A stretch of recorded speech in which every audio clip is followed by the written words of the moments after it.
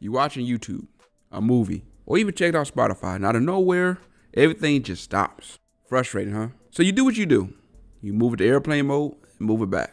Because a lot of times that solves your problem.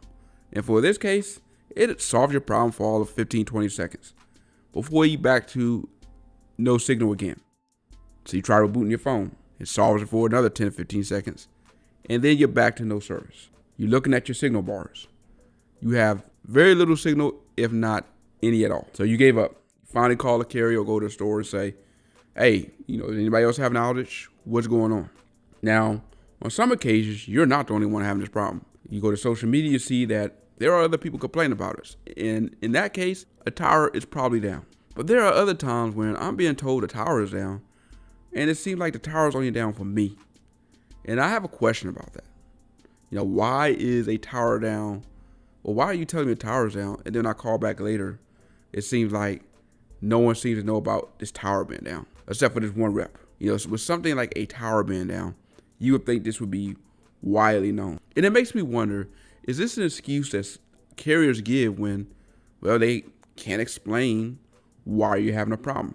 So they mark it as a tower being down, when the reality is it may just be an anomaly. It could be the case that, with cellular data, where we at with technology now, where we hand off from one tower to another, to another, to another, that during the handoff, for whatever reason, your phone just got lost. It never got picked up.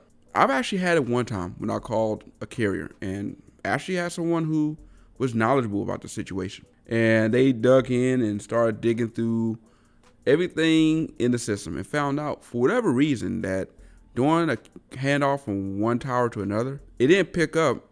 But it wasn't just that. They noticed that in my profile, my SIM card number wasn't matching up with the SIM card number that I actually had on my phone.